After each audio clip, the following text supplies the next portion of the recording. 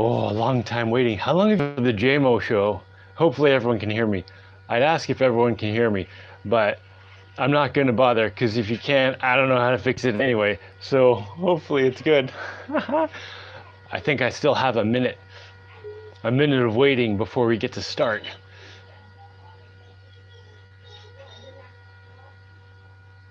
Here we go. Yes, tomaters, here we go. Oh, it's 11 a.m. Okay, I'm supposed to start now. All right. Well, the first thing I wanted to do today, I was feeling a little inspired to thank all the people who've been so supportive of me over the years.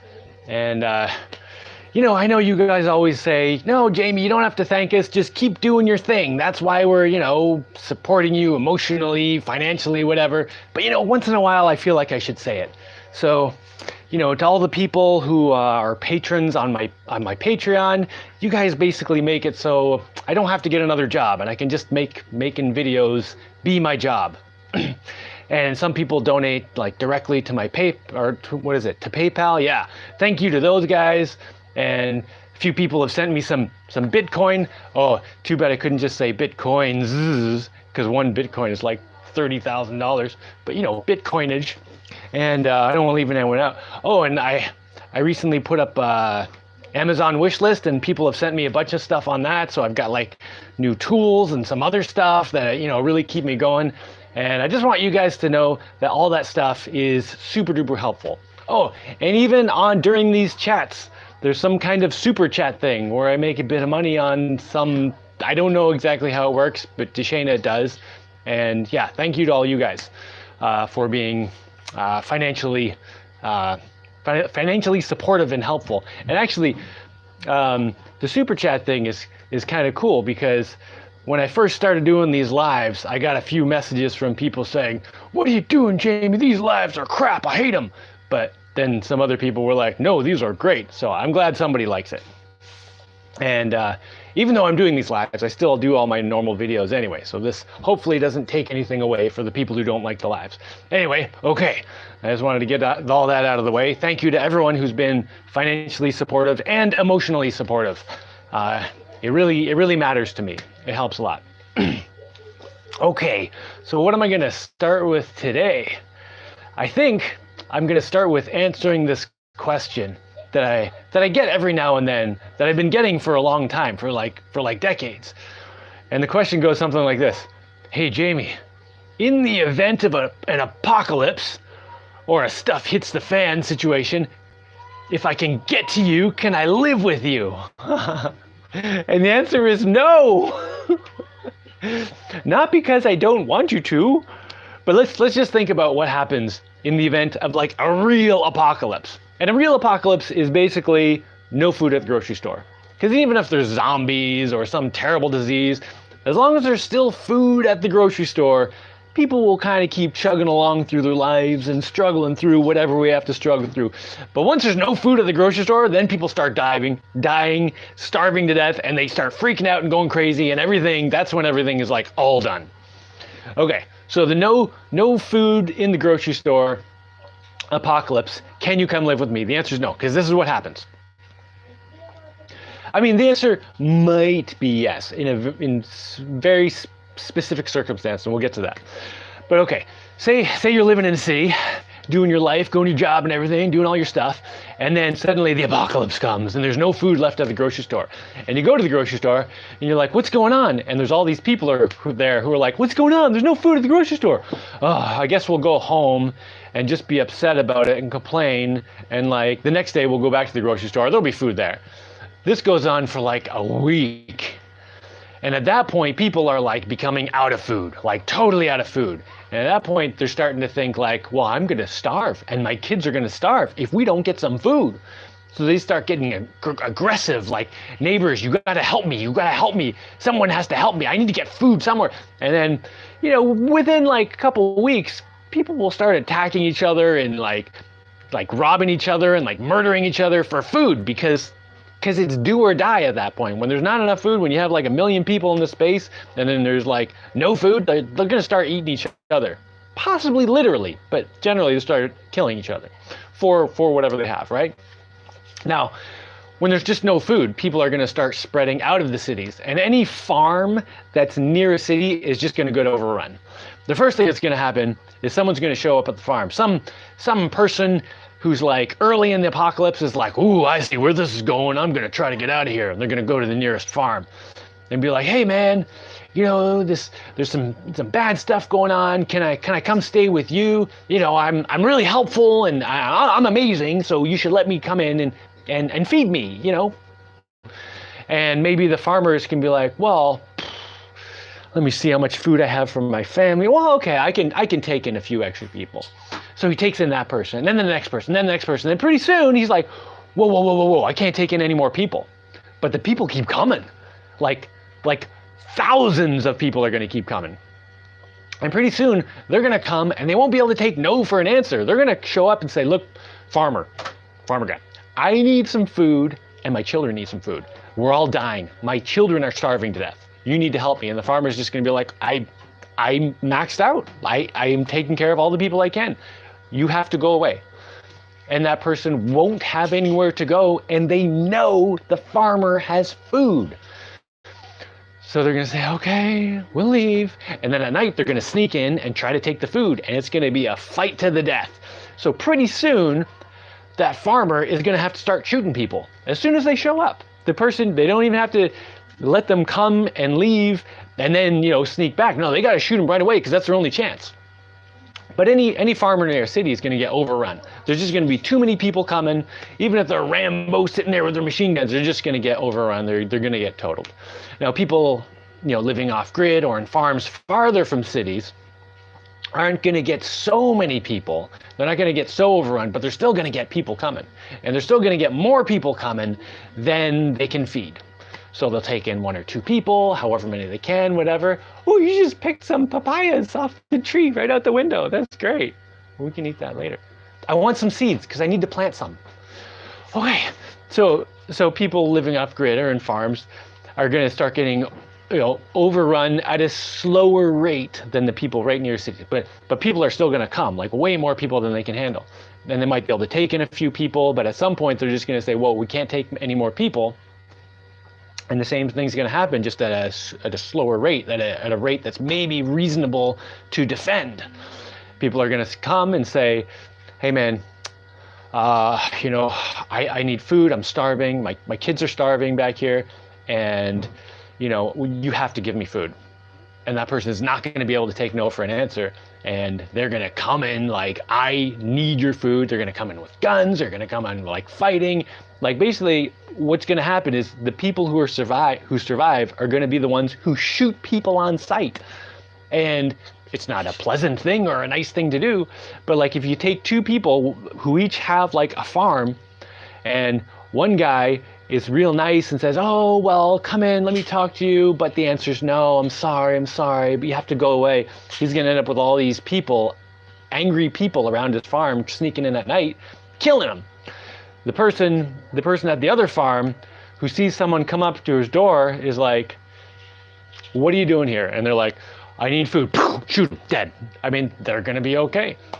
Now, in this situation, I mean, basically the answer is like, don't expect if you're living in a city to go to some farm or some person's off-grid thing and find salvation, unless you are really good friends with them and you've like made prior arrangements or something. Because even if you think you're really good friends with someone in a life or death situation, they're going to choose themselves and their own family over you. Now,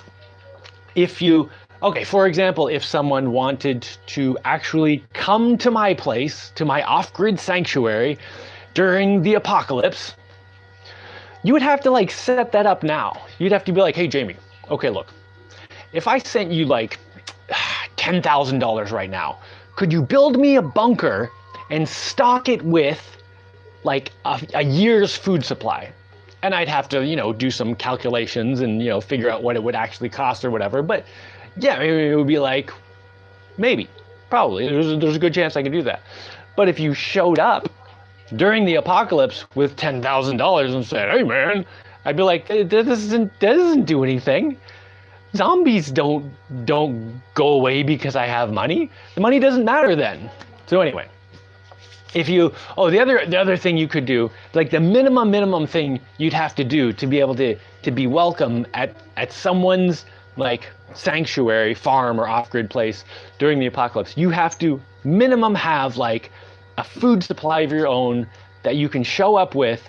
You got to show up waving a white flag saying, I have food, and give half your food to the person who you're then taking shelter from. Don't show up with like a year's supply of food and say, well, this is all for me and now I'm just going to live in your house. No, you got to be like, all right, look, if you let me stay here and we fortify here, you can take half the food and the other half the food's for me, and we can work together, and we can survive, because you need to at least have enough food to last long enough that you can plant some food and get the food. So you need like a year food supply just ready to go. So anyway, that's the fairly long-winded answer to the question. Can you come live with me during the apocalypse? I mean, the only circumstance where that would be okay is like if you arrange that with me or someone ahead of time. Because like even if like a really close friend showed up, there's a good chance I would just have to like shoot them, and it would be unfortunate and terrible. And thinking about that right now seems like, wow, no, that's ridiculous. But if I put myself in that position, it's like, well, that's just what's going to happen.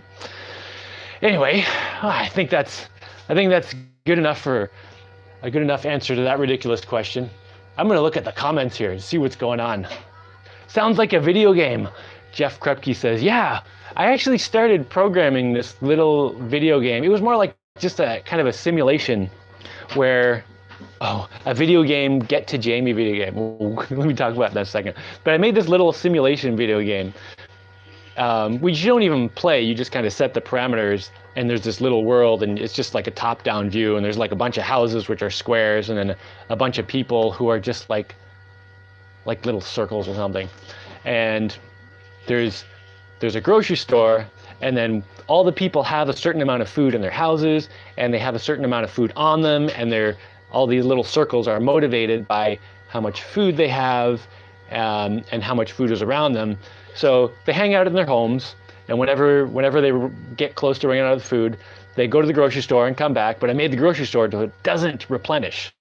So once the grocery store is done, like at the beginning, everyone's chill. They all go to the grocery store, back to their home, everything's fine. But once the grocery store is gone, they're programmed to basically do whatever they can to survive. So they'll hang out in their house for a while till their food starts getting low, and then they'll start trying to get food from other houses, and they'll start like stealing from other houses. When one person goes out to get food, another person will come in and steal their food. And like in the main group of houses, I think there are only like 3 gardens, and like all 3 gardens combined could support maybe 1 or 2 people. But then off to the side, there are a couple farms, and the farmers always make it. But that's partially only because I didn't program in any killing. People don't actually kill each other. They just steal each other's stuff sneakily. But anyway, it's kind of a cool thing to just watch, like what happens, and like everyone ends up starving to death except the farmers and like one guy in town who keeps going around to the farm or the gardens. And let's see. Oh, yeah. So make a video game where you have to get to Jaimie's house with enough supplies to not get shot on sight. That would be pretty funny, actually. It would be kind of cool to make a video game just of like a basic apocalypse, so people can actually kind of understand how quickly it all turns into just murdering everyone.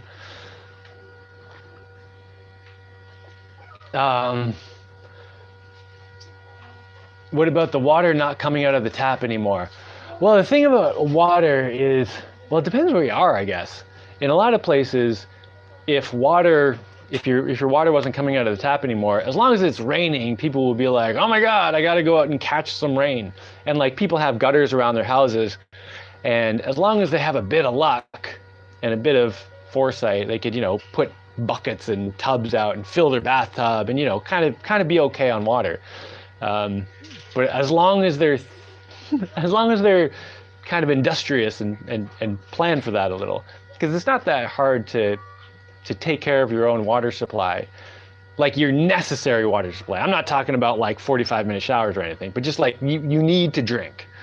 It's nice to be clean too, but like you just need to drink. That's not that hard to take care of in a lot of parts of the world. But if you're in a place where it's just not raining, or you're in a drought or something, yeah, people would start going crazy. But I feel like the water is just easier to deal with than food. Like water you can find. Food has to grow for like months or years or whatever. Oh, okay. Oh, yeah, this guy reminds me. He says, question. Okay, if you have a question, write question, preferably in capital letters at the beginning of your comments, so I know it's a question, so I won't skip by it. Oh, and if there's any questions I don't answer, it's not because I'm trying to ignore them, it's probably because I'm answering something and not paying attention, and just ask it again. Feel free to be, rude and ask it again. So, Blackwater Boys is asking, how do you even make a video game? Where do you start? Well, I started by looking for video game making software because I didn't want to program from scratch. Like, I don't have that kind of time. And I've been using this program called Construct 2, like construct as in construction, Construct 2, which they're not even supporting anymore. Now they're on to Construct 3, which is a lot more advanced. And Construct 3, you have to pay, it's like a subscription. You have to pay like every month or something. But Construct 2 is you just pay a one-time thing, and then you have it, and then you can use it. So I wouldn't want to do something where I have to keep paying it over and over. But I did buy the basic Construct 2 thing.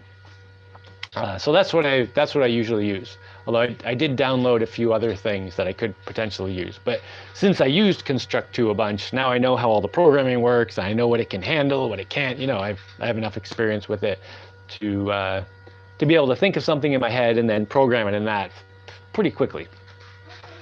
And then after that, it's just come up with an idea.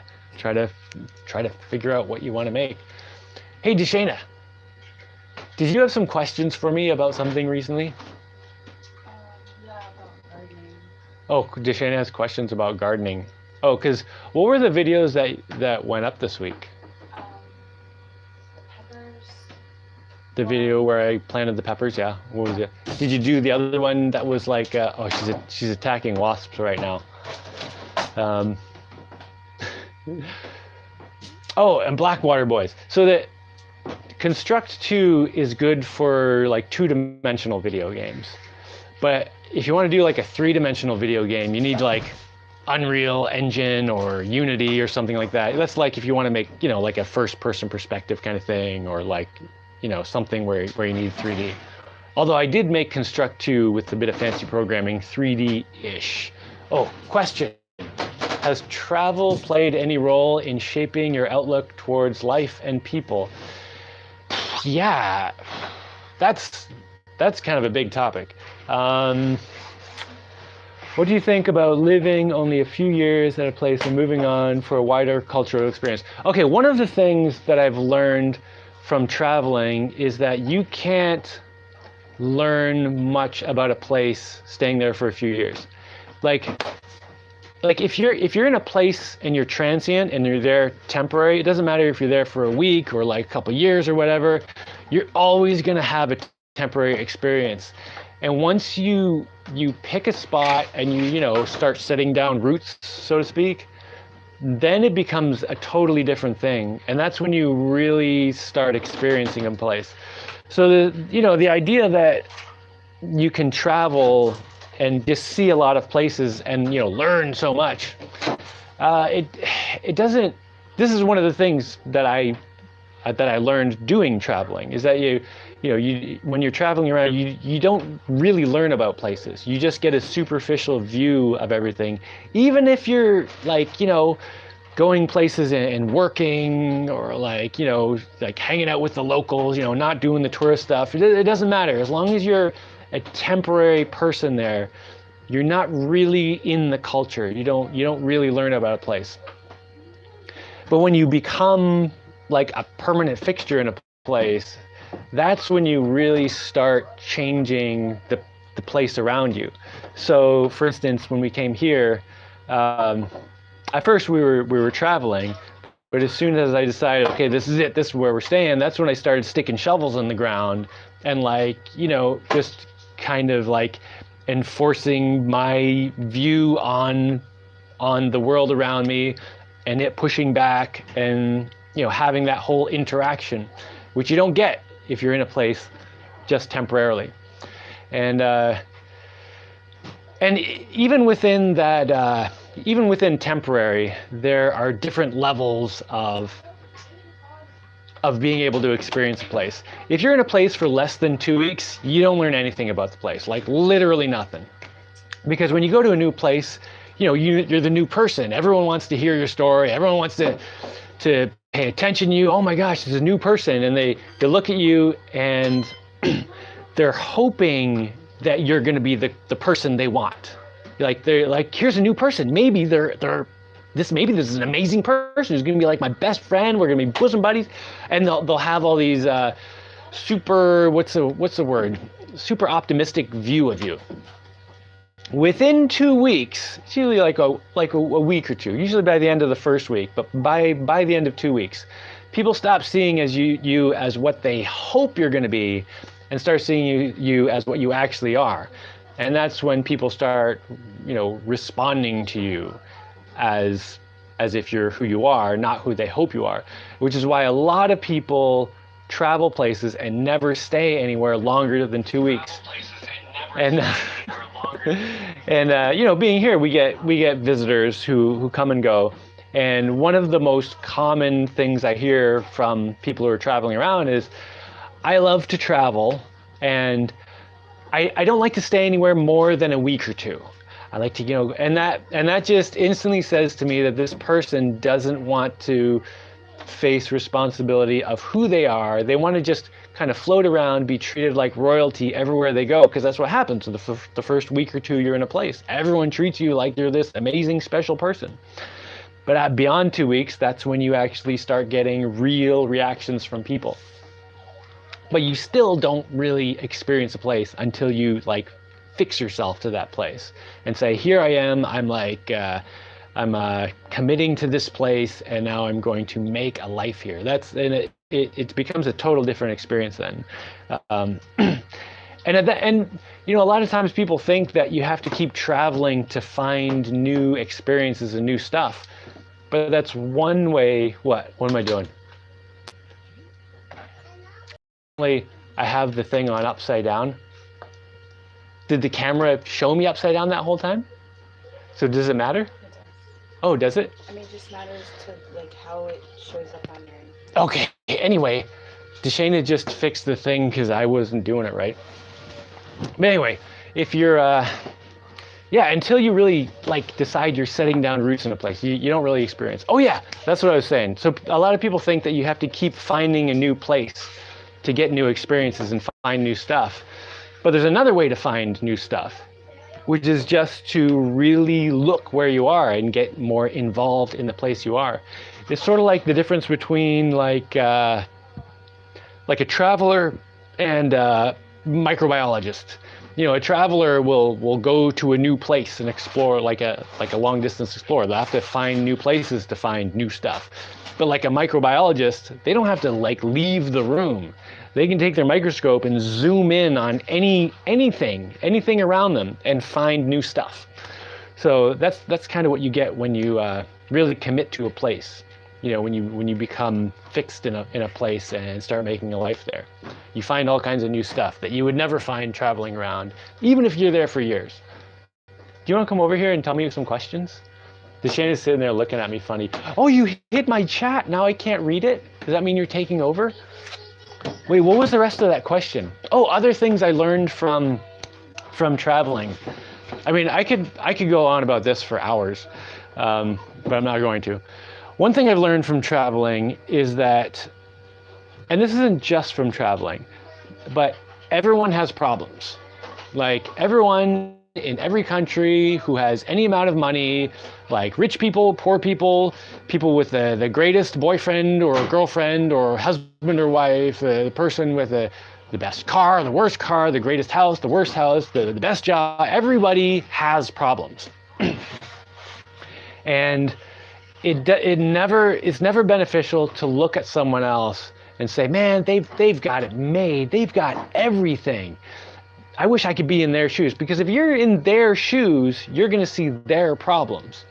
You don't necessarily see that till you get over there. It's like the grass is greener thing. You see a hill over there and the grass looks so green, but then you go over there and look straight down at the grass and it's like, wait, this is just as brown as it was over there.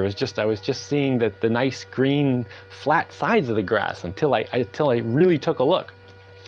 Another thing is that although cultures are very different, there are a lot of things just about human beings that are just like the same across the board. And that one I'd really want to think about it before I elaborated upon it. But basically humans want freedom. Like humans want to be free to live their lives. Whether they live in a communist country or a free country. I don't know if there are any free countries now. I mean, everything's so, but like everyone wants freedom. And even people who say they don't care about freedom stuff, you ask them enough questions, it comes down to, well, I want to have the freedom to be able to do things. Hey. Do you want to turn the image slightly? Turn the image? You can read it. I mean, since you can reach it. But yeah, can we cut off that? You want me to aim it like this? Yeah, just so that I'm more in the frame. Well, why don't you just get closer to me? Here, how's that? Yellow fly. All right, what are we talking about today? Somebody I backed would up. like to know. Somebody, Their topic was. I'm gonna move this closer too. There, look, see, you're pretty. Everyone can see you better now.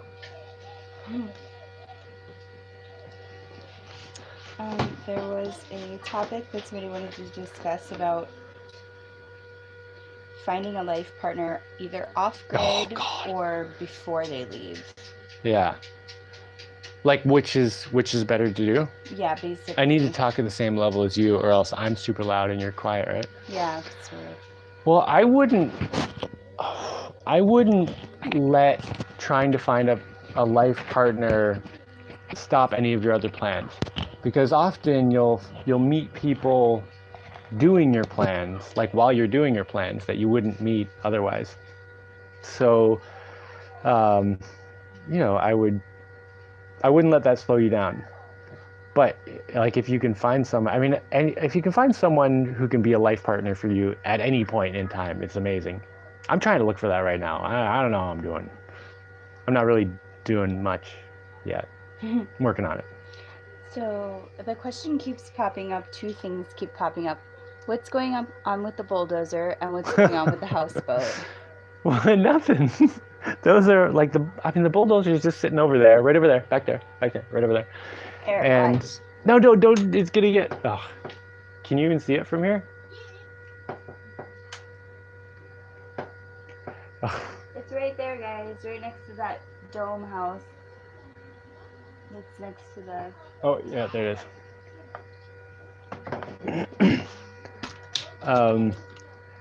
So it's one of the things I need to, get from Dashaina's island. And there's a bunch of things over here I need to get to take over to my island. Just right now, I'm focusing on getting the roof taken care of, so I'm not leaking. I don't know. I'll go get it at some point. It's a pretty cool thing. It's useful for moving dirt and also as a mobile power supply. This leg is out more. I know it broke. Yeah. But yeah, I don't know. It's just hanging out there.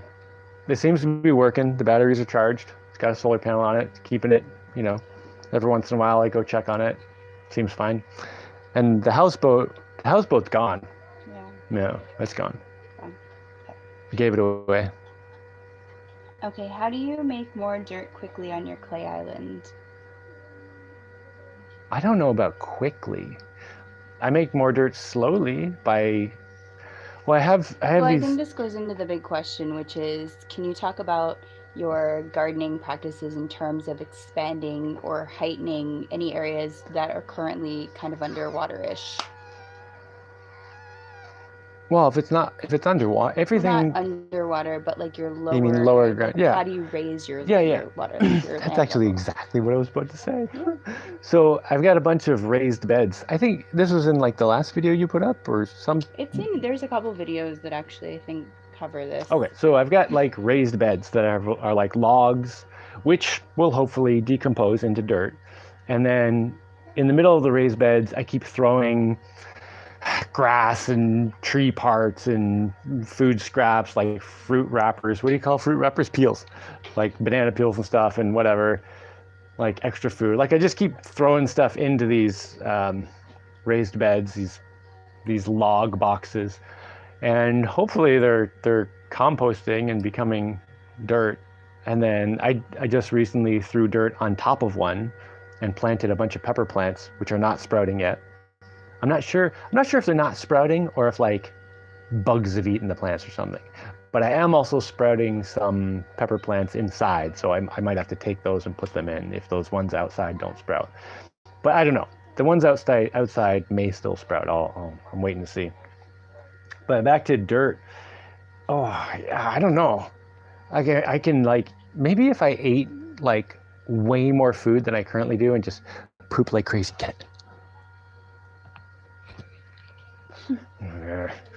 Yeah, maybe I can just poop a lot. Oh, I can get an elephant. Elephants poop huge. Dinosaur. Somebody said in one of the comments recently under that video that you did with the peppers that their grandfather apparently did that. He would do his business in a bucket, water it down, and then take it out to the garden. Yeah, that sounds great. Yeah. Well, I've got the, do you want to talk about like what? You just didn't let me sing. Sorry. No, I've got the what's it called? The digester, like my plumbing. It digests the poop and the food and the stuff. So out of that, I get good fertilizer. What do you call it? Compost tea. Yeah. Okay, what were you saying? Oh no, I'm messing the thing up. So I thought it was too high. So do you want to expand a bit more on what you do with the dirt that you're digging out of your canal? Speaking of expanding, I've been working on expanding my muscles. I've been doing some extra. Yeah, it's really noticeable. Are you just? No, I'm saying it's noticeable. Did you notice my muscles? Yeah. Why don't you tell me these things? That would be so nice if you were just like, wow, Jaimie, I like your six pack. It's really sticking out. Or like, ooh, you're the wrong idea. Dude, I just would like to know that it's working. That would be great. Anyway, what was the question? What do I do with What do you do with the dirt that you dig out of the canal? I just throw it on the land. Would you literally just throw it on the land? Yeah. Well, more specifically, I guess I would like you to expand a bit on how you created the wharf, because somebody mentioned recently about, you should try to take that dirt and get the salt out of it and see if it actually is, reasonable flowing. Okay. So whenever the canal it gets sediment in it, right? So I have this, I think I showed it in the video of the successes video where I showed a bunch of things that work. There's this long spoon thing. I mean, it's like a 10-foot long ladle, or maybe it's 12 feet long or something. But I use that to scoop dirt off the bottom of the, my canal and my little, I guess, pond area, whatever, and dump it on the land. And I try to get it out as solid as I can, but it's mucky. So I'll put it on the land, and then it takes a while for it to dry out enough and become solid enough that you can walk on it. But in the meantime, I cut out chunks of Bermuda grass. It's Bermuda grass, right? Yeah, like, like the grass they put on golf course greens. It's that grass that grows little and real thick. It's like a carpet. It's the closest thing to like AstroTurf that is naturally occurring. But I have a bunch of that grass, so I throw that on top of there, so that will grow and, make a nice thing. And hopefully the roots will hold it all together and keep it from just washing right back into the water. So every now and then I, scoop some muck out of there and make some more land. And I'm putting it on a spot where the land is kind of like right around sea level during high tide. So, presuming sea level keeps going up a little bit every year, I want to kind of stay ahead of that. Are you concerned about that? A little bit, yeah. Although I think...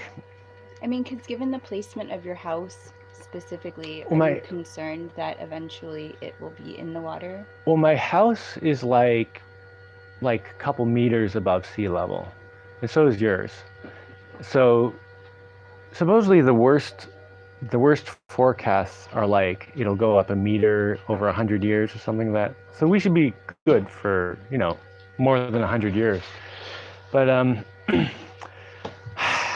kind of hoping that something will happen within the next 100 years that will kind of slow down our wrecking of the planet, sort of. One good thing, and this is something where Elon Musk and I differ greatly. He's upset that the population is crashing. I think that's a great thing. I think it's great that there are fewer people in the future that will be causing less pollution and all that. Hopefully. So maybe the Earth can recover. Yeah, maybe a little bit. It's kind of funny, when the whole pandemic thing happened. It was like a horrible. It was horrible for everyone's freedom because people got locked in their houses and everything. But it was great for the planet because no one was out driving around, pumping out gas, doing all this stuff. Right. Yeah. Although I don't. Yeah. Somebody would like to know, is everything all good? No, everything's not everything. No, it just says good morning, Dashaina, all good. Yeah, some things are good, some things are not good, kind of like it always is. In general, things with me are pretty good. How are things with you? Oh, great. Oh, great. Mm-hmm. That sounded insincere. So here it's kind of crazy in Panama. This is Eric Bauerfeld. Is that true? Is it dangerous to go out down there now? Or I assume it's only bad in the cities, but I don't know. Well, from what I understand, or what I've been told, is that if you try to go from here to the other end of the country, it is dangerous. Yeah. Right? Like there's all the, what do you call them? Blockades? I don't know if it's dangerous as much as it will take a lot of time. Yeah. But like our neighbor was talking about it was dangerous. Right. But I don't know the danger level. I just know the time frame level. I don't know anything about the dangerousness of it. Yeah. I imagine it must be. Although now they're letting some things through. Sometimes. Like delivery trucks or something? I don't know. I don't know the status of it right now. But I don't, like, it hasn't affected us at all here. I mean, other than, the stores were unstocked for a while. Like I went last Wednesday to go get stuff from town. And one of the things I was hoping to get was cement, knowing that I might not be able to get it. And there was no cement at all in town. But they said something about it coming the next day, right? Well, the guy... a guy in a truck said, "Oh yeah, truck tomorrow, should be good, yeah." Oh, okay. And I was like, "Okay, yeah, thanks, man." Idea. That was all in Spanish, but I could understand it well enough. But yeah, hopefully we have to check because I need to get you some cement for something. Oh, I've already organized that. Oh, you've organized your own cement delivery service. Great. Yeah. So. You have to tell me about it later. Maybe. If someone showed up in your household but just wanted some food but had skills to help the whole, it's like a question. They would be shot on sight in the apocalypse. Okay. Yeah. Here's the thing. I mean, I don't say that to be rude. That would probably just be the way it would be.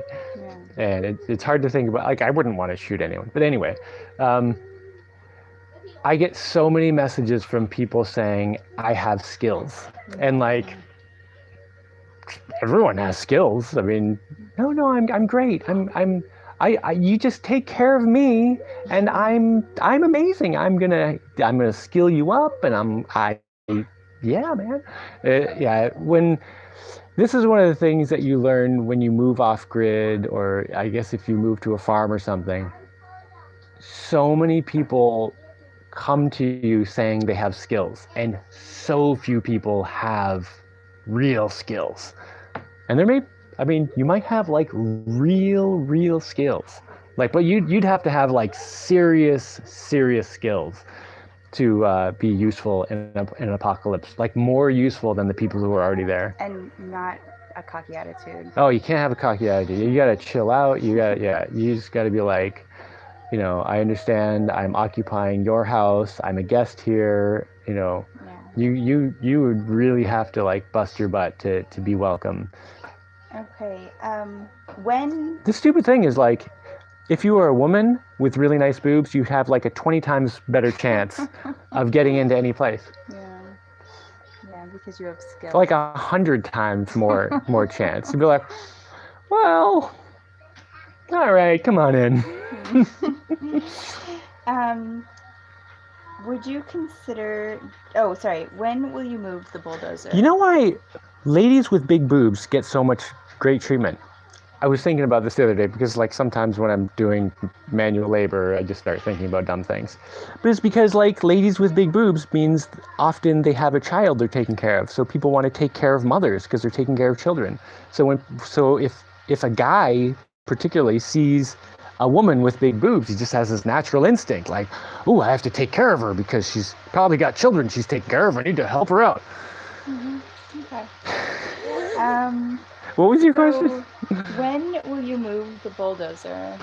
Wait, I don't know. Okay. Is this turning into the next Starlink question? I'm just going through the questions. I don't know. I guess I'll move the bulldozer either. Okay, you know what I think you need to do after this show? What? It may sound totally stupid. Oh God, what is it? I think you need to walk outside with my tablet, and do a YouTube short, like 30 of all the seconds things long. I need to take from your house? Yeah. Yeah. And then we should just say, these are the things that are going to be moved within the next year, and then we'll post it on your channel. Yeah, like within the next year. Short, okay. So now we I got it. See it. So I'm going to move the bulldozer when one of two things happens. Either... gets really mad. No. Either... And I need it. Go ahead. You can try to push it. The thing weighs like a ton.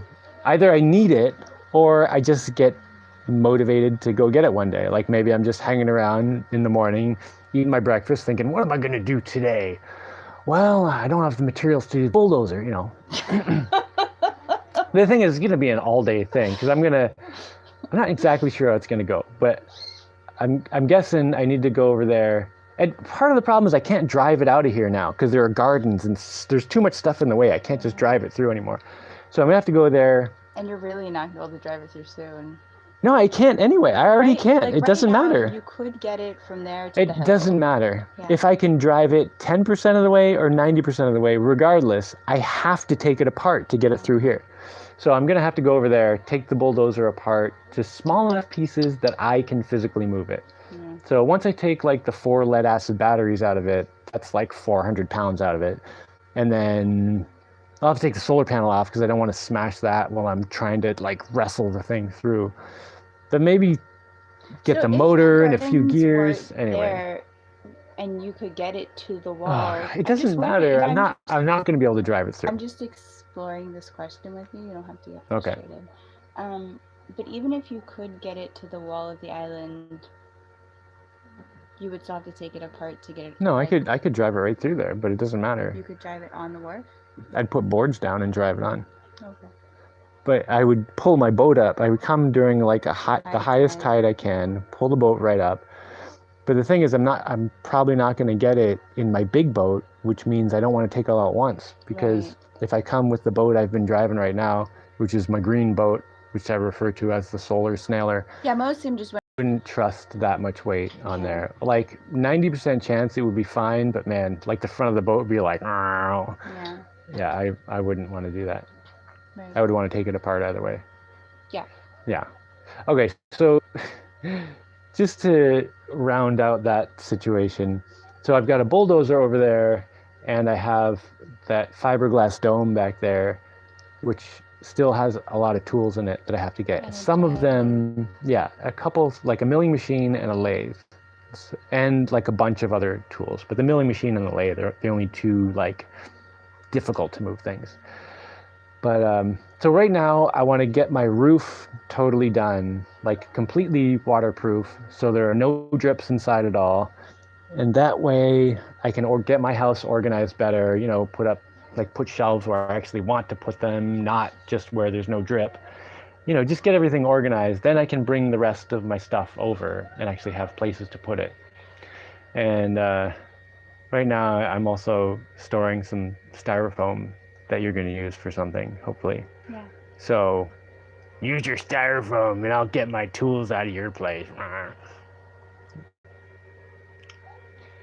Would it be better to build a helicopter to move the dozer? It's totally fine having styrofoam on my place, by the way. No. By the time I did that, it would take me like a day to move the bulldozer. I can't build a helicopter in a day. I mean, if I had the parts to do it, maybe. I don't think I could learn to fly it in a day unless it was a dual rotor. If it was a quadcopter, yeah, I could learn to fly that in like a minute. But... Or a mobile crane. Well, how am I going to get the mobile crane? I'm going to drive the mobile crane where I can't drive the bulldozer? Maybe it was walking and I could get the legs to walk. Anyway, moving the bulldozer is not a difficult thing. It's not that hard.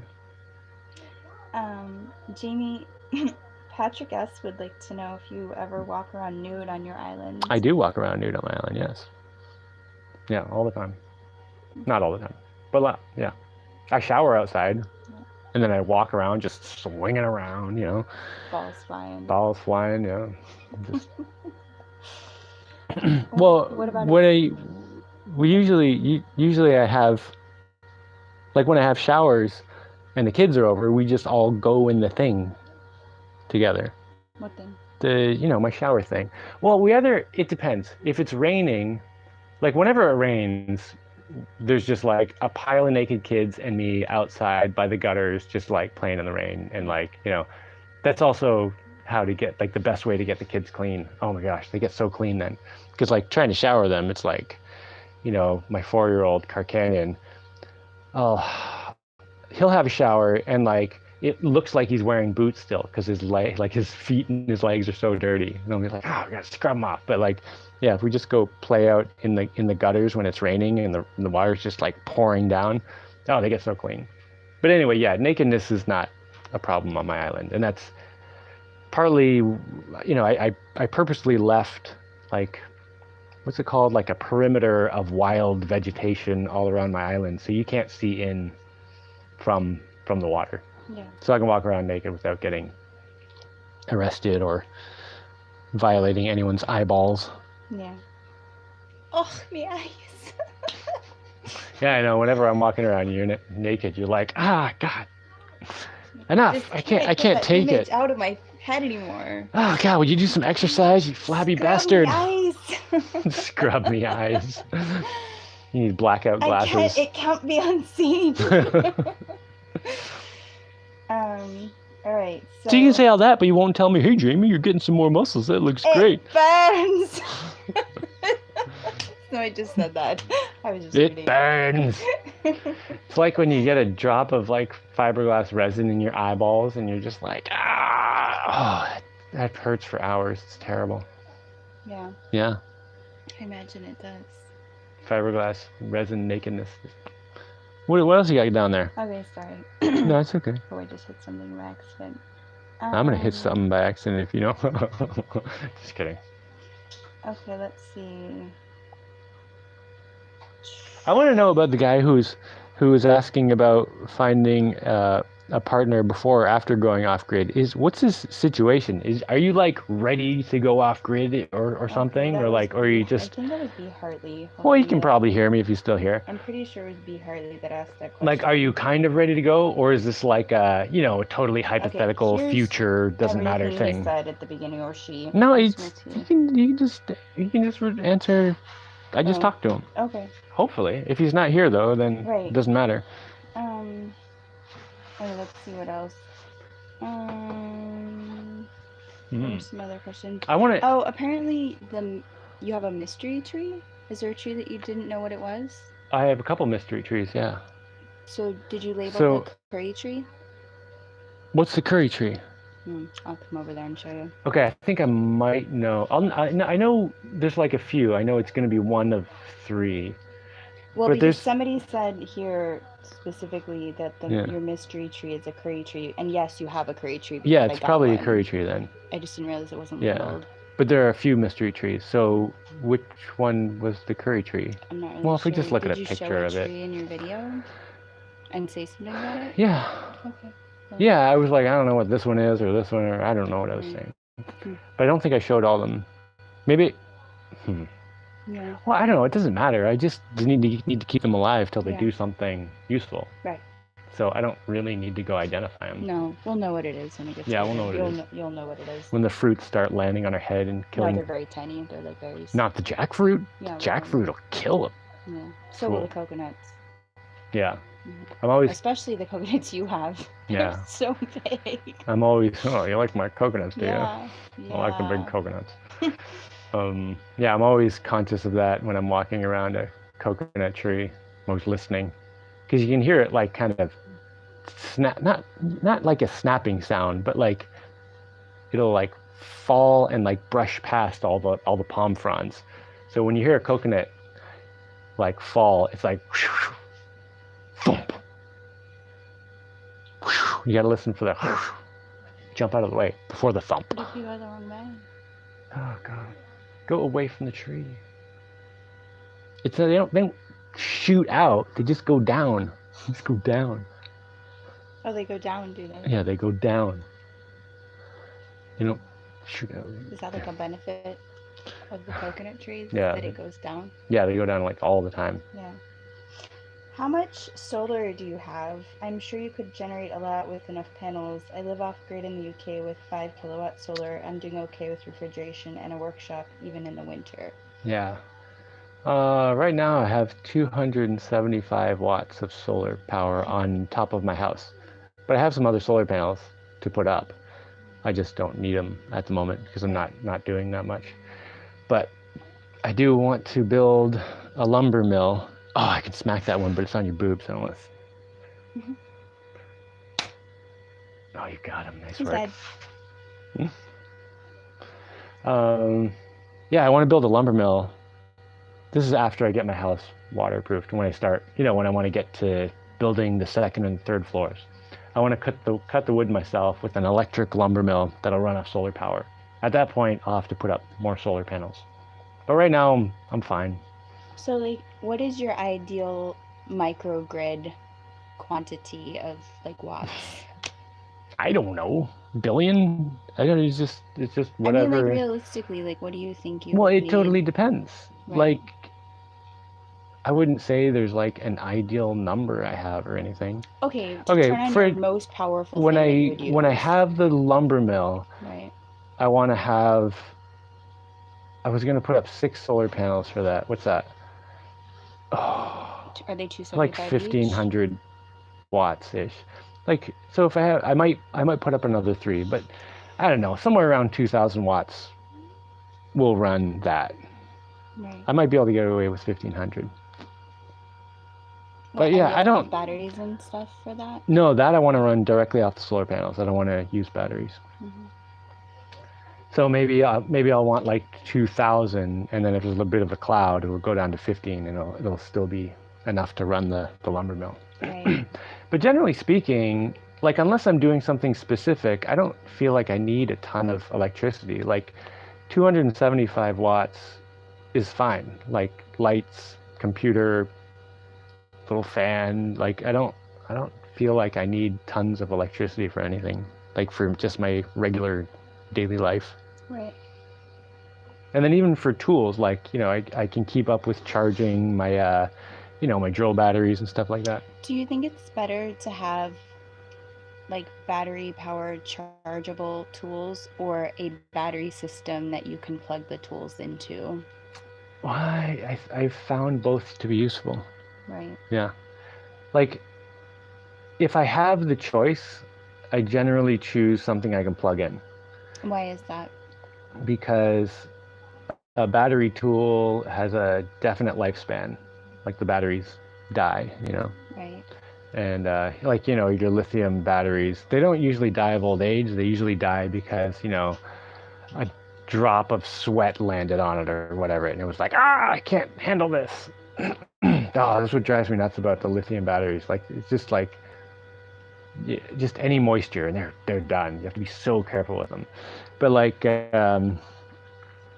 like a plug-in drill. I have a plug-in drill that's like 60, 70 years old. Totally works. Mm-hmm. There's nothing that's gonna go bad on it. Right. I mean, eventually it would wear out, but. Somebody says a question. Big mosquito problem? No. We actually have very few mosquitoes. We have more chitras, which are the little like. They're like micro mosquitoes. They're like tiny. People call them no-see-ums too. Yeah, they're have like you seen tiny. them under a microscope? Well, they just look like a mosquito, Yeah, don't they they? look like a mosquito. It's like a tiny little mosquito. I mean, they're so tiny though. Yeah. They're like It just smaller looks than like a little pinhead, dot. some of them. But even and those are bad, like at dusk and dawn, like in the morning and the evening, and the rest of the time they're fine.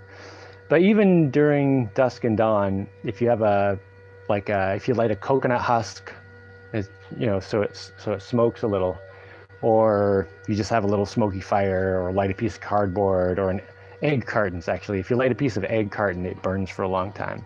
Like you make a little bit of smoke, they just go away. There's another yellow fly. Yeah, I know. Yellow Bee flies. hardly expanded on the question you asked. Ooh, what was the question I asked? It was you were asking about the partner relation. He was talking about. Oh yeah, relationship thing, and he said, I want to just go for it and move. I hardly meet any people in mainstream society that I like. I'm worried that I won't meet anyone once I move to the middle of nowhere. The idea of having volunteers / wolfers come to me sounds great, but on my travels, I've not met many single women volunteering or wolfing. We have. Yeah, that's pretty much all I have. Yeah, there's lots of single women volunteering and wolfing. Don't worry about that. Yeah. But also, like, that's a kind of a tricky situation, I don't know. Like, I think. Yeah, I mean, if you're a single guy and you're like, hey, come on, stay at my place, single ladies, they'll be like, well, I don't know about that.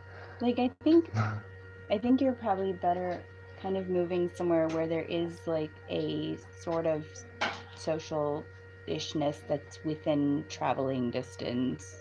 What I would say is do whatever you want to do and then figure it out. Yeah.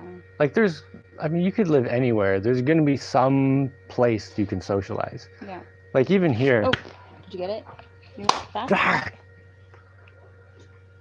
I don't want to smack you. Get it? Did you get it? Oh, I'm so bad today. I can't believe I missed. You're so bad at smacking the yellow flies.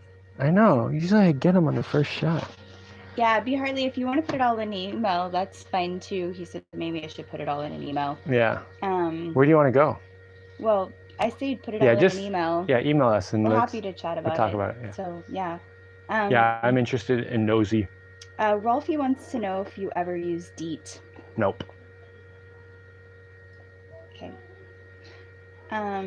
Joseph Blowmeister. Well, maybe we should elaborate a little bit.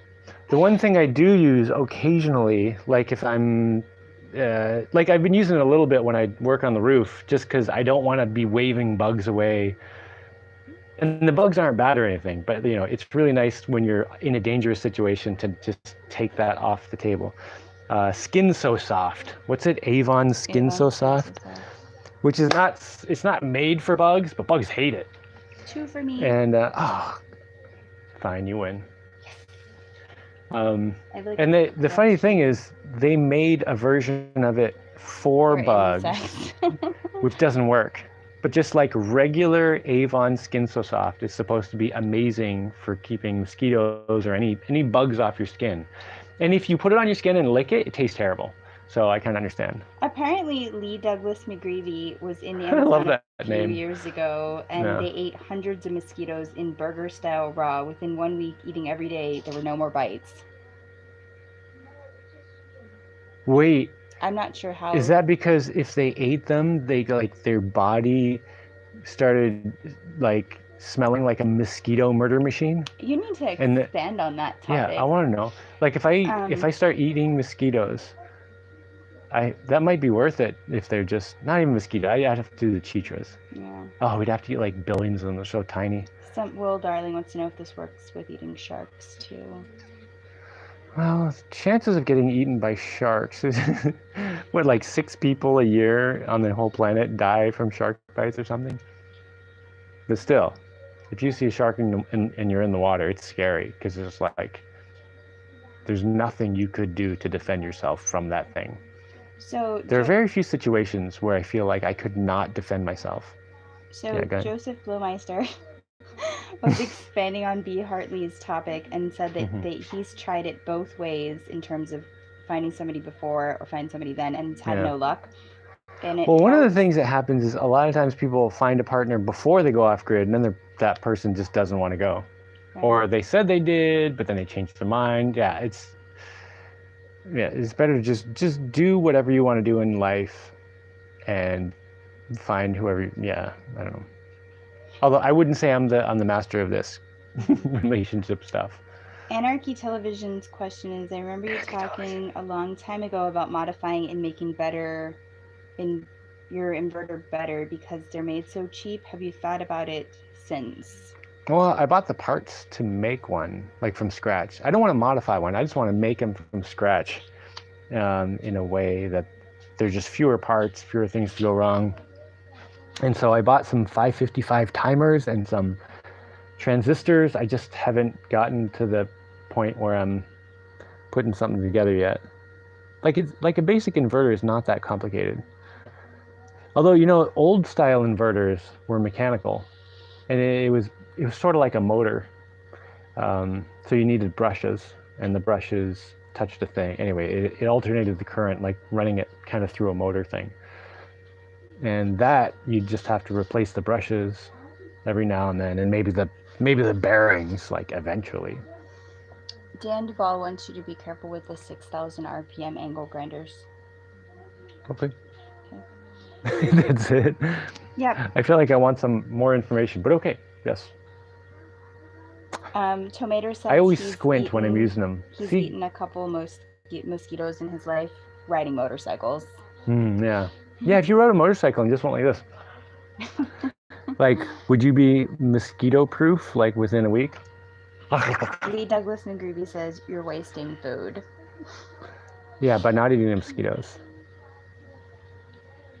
Yeah, those two flies. Let's fry them up. Yeah, no. Or just eat them. No, thank you. I'm good. Okay. Yeah, B. Hartley says, guess I need to think of a way to attract potential partners without being a creepy single guy on the workaway welfare site. Dude, I don't, it's, yeah. Well, trying to meet someone is so hard. Yeah. I mean, but the thing is, like, a lot of it is luck, and then suddenly it'll happen, and then it's like, oh, that wasn't so hard. But like, until it happens, it's like almost impossible. I was talking to a guy about this, like, I don't know, a week ago or something. Yeah. And I was saying, like, I kind of feel bad for guys because I think it's harder. Oh, it's horrible. Like, it's a lot harder, I think, for guys to find a partner than it is for a girl. Do you want to know why I think that is? Because we have boobs? No. It's because girls today are trained to only respond to players. And some women are they just want players, it's fine. But like women who really want a long-term relationship, they think they're supposed to be meeting some guy who's slick and comes along and knows everything, like he knows exactly what to say. And so many guys are running game now, being players, that if you're not being a player, then most women are just like, what is this? This is garbage. And it's like, no, I'm trying to be an actual person. What do you think of that? Does that make any sense? Sort of. I think this is something that women aren't aware of. Mm-hmm. Like there's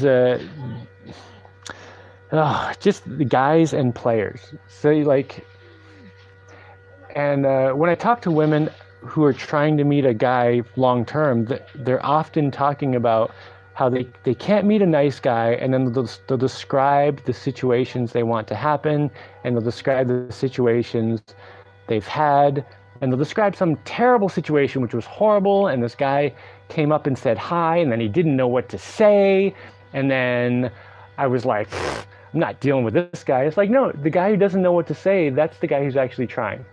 Because like, the guy who's a player, he's got like a list of stuff that he's practiced, and he knows exactly what to say and do. He can come up to you and give you whatever load of horse crap you need to hear to make you, I mean, basically get your pants off. But like he'll tell you, oh yeah, we're gonna be together forever, whatever he has to say for that. Yeah, I mean, it's so frustrating. Like if you're not running game, it's so hard to meet someone. And I tried, like, what was it, like, I don't know, when I was like 25, I was like, I just tried being a player for and you're like 28 now, so yeah, I'm 20. It was like 3 years ago. yeah. So I was like, I'm just gonna try being a player for like a month or two, and I wasn't like going and sleeping with all these girls or anything, but I was just like, I just wanted like a gigolo. No, it wasn't like jiggle. I was just like, I want to see how easy it is to meet girls if I'm just A dick? if I'm just approaching them and being a dick, being a jerk. And that was actually literally what I put into my head. I was like, okay, I'm just going to be a jerk, not care about any of these girls that I'm approaching at all. It was so easy to talk to girls when I don't care. I'm gonna have to show you this question because I can't pronounce this And word. the problem is, and I met a bunch of women doing this, but I had no respect for any of them. And they're like, when I thought about, having any kind of long-term situation with any of them, I was just like, no, this just no. Like, if I'm gonna approach a woman, treat her like crap, and she's gonna be like, oh yay, and like, I don't want a relationship with that person. Mm-hmm. So here's your next question. What are your thoughts on roving circumcision? Can I blow this up? No. Rosicrucianism and the rights of men within. I have no idea what that means. Someone's gonna have to elaborate. What was that word? I have no idea. Rosicrucianism, something? I don't know. Apparently, Lee Douglas McGreevy's octopus teacher taught me about the mosquito and DNA rewiring. His octopus teacher, eh? It says octopus. How did he teach octopus? My octopus teacher taught me about the mosquito. So you're an octopus. DNA rewiring. He did a good job of teaching this guy. This Mr. octopus. Landfill's here. Hi. Hi, Mr. Landfill. But like, I need more landfill. Can you? I need Mr. Landfill to come visit and like fill up some land. I could use some more land. Wait, this guy's an octopus. Wait, I do want to read the next He's been part, taught by the octopus teacher. I think you will totally resonate with this. B. Hartley said, I met a guy once who refused to put a toilet on his boat because it weeded out the princesses who wanted a flush toilet. Sounds like a bit much to me. Not like, much. This is my response to that. It would just be, set your place up the way you want it to be. If you want to have a flushing toilet, then have one. If you don't want to have one, then don't have one. And then whoever it is that you want to have in your life, like, either you'll find them or you won't. Like, I don't know. I would be more on the side of that guy who didn't put a toilet. You remember, so when I first moved off grid, I've told this story before, like, I put in a normal toilet, the porcelain throne in my dome in Vermont, and people would visit and they would be like so emotionally connected to the toilet because they'd be out in the wilderness, they'd be ready for, oh my gosh, I'm gonna be filthy and everything's gonna be gross and bugs and oh, but there's a toilet. And they just kind of hover around the toilet. Like, they'd be there for a week just kind of hovering around the toilet. And then once I started telling people, yeah, there's no toilet, just go outside, then they would start like enjoying the outdoors and like enjoying themselves and doing things other than just sitting in my house in the room right next to the toilet, like in the room next to the bathroom. Like, that's what they do. Oh, there's a toilet here. I just gotta kind of hunker down and be near the civilization of the toilet. And I started referring to city people as toilet people for like 5 years. That was what I called city people because of that. But yeah, once I told people there was no toilet, total different reaction. Tomatoes would like to know if you have any turd-eating fish down there. Probably, yes. There are turd-eating fish in there, yeah. The sergeant majors, they're like the yellow and black striped ones. Yeah. They eat poo. I've seen them eating poo. Don't ask under which circumstances these were. B. Hartley says that he'd go for a composting toilet personally, but this dude just used a bucket and chucked it overboard in the marina. Well, I mean, that's still a toilet. Like, I don't think that's like a problem. Here I'm thinking he's in a marina. He's just like sticking his butt over the side, which is also fine. Direct deposit style? I mean, it's easy. That's what I make people do here, generally speaking. Well, you have the squatty potty over there. I'll set that up after that. Oh, okay.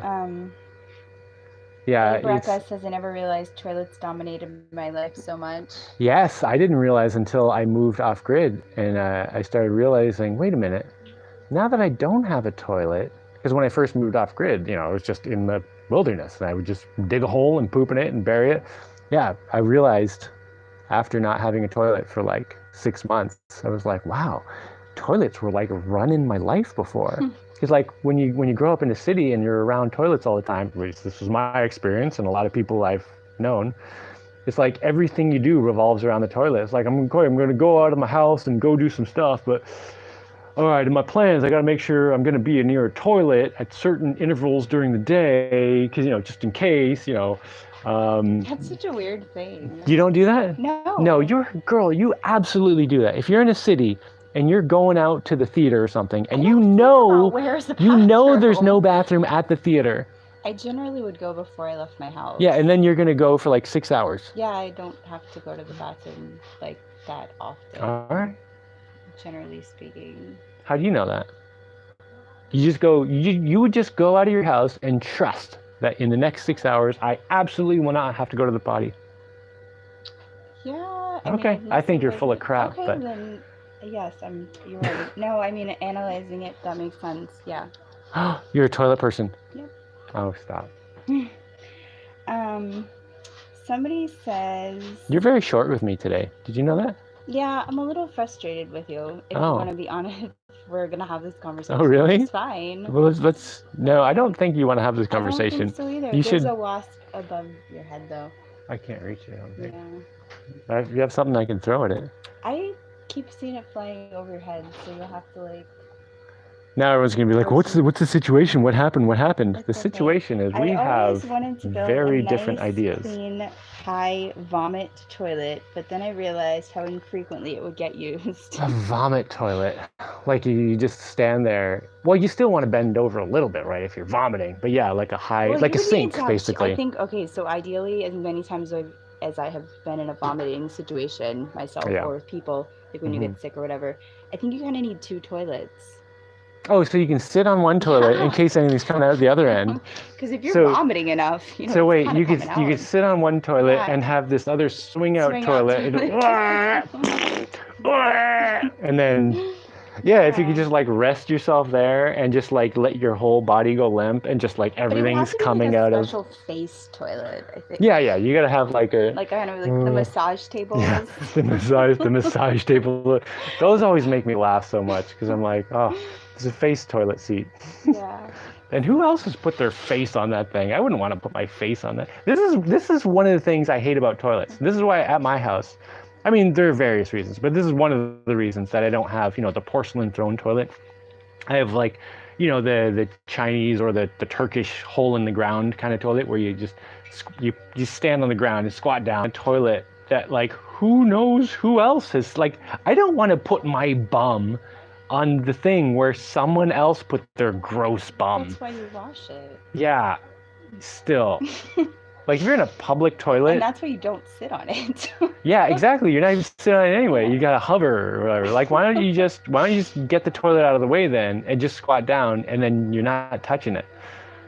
Yeah, the idea of sitting on a toilet to me now is like totally gross. I would much rather stick my butt over the side of a sailboat and fire away than sit on some dirty toilet. Tomatoes says, in response to your full of crap, everyone is full of crap. Everyone is full of crap.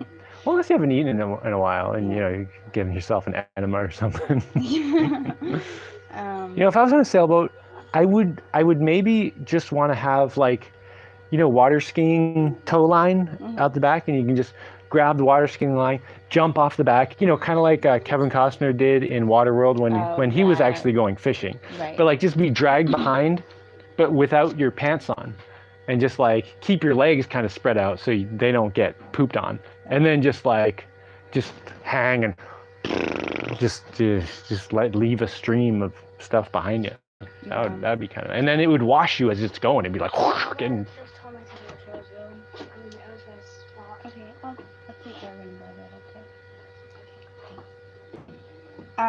B. Hartley says, one island I worked at just had a bench with a hole in it. It was about a foot above sea level, and occasionally high tides flooded the compost pile. Yeah, a lot of places around here, why don't you guys get some they just have like a lot of the houses around here are over the water. So the bathroom will just be like a bench thing with a hole So you sit there and it just goes right into the water. And then if you go swimming right after that, it's like, hey, there's my stuff. Cool, man. Yeah, he said it worked okay. You just splash it away. For one person, but with 5 to 10 people visiting, it quickly became a nightmare. Yeah. Toilets are an issue. Reed Cook would like to know if you have noticed that eating bananas increases chytrid mosquito bites. I don't know, actually. I limit the amount of bananas I eat because they make me sleepy. Because of the potassium? Well, I've gotten different stories about what's going on. But as far as I can tell, the most reliable information I have is that bananas lower your blood pressure. And I already have low blood pressure. Because and like not... potassium? Is that what that lowers your blood pressure? I don't have like dangerously low blood pressure or anything. But like if I eat bananas, then yeah, my blood pressure gets lower and I'm just like, oh, I'm drowsy. I want to go to sleep. Yeah. Tomatoes would like to know if you've ever tried to poop standing up, and is that possible? How do you poop out as standing up? I don't know. Like a whole human standing up? Yeah. Oh, geez, could you poop standing up? No, you could poop standing up. Yeah. Kids do it. Yeah. Yeah, I've seen a kid like running, like pooping while running to the toilet. Okay. I actually remember, oh, this is an embarrassing story. It's a good thing this wasn't me anymore. But like long time ago when I was a wee little man, yeah, I had diarrhea and I did not know. And I went to pee standing up. Oh no. And I did not just pee. Man, I flooded my pants. I flooded the whole bathroom. And after that, I did not pee standing up for like a year and a half. Because I was like, I'm not risking it, man. I'm not risking it. Which was sort of a social issue. Like when I went to school, it's like, I always had to go into the stall. I was like, I'm not peeing standing up, man.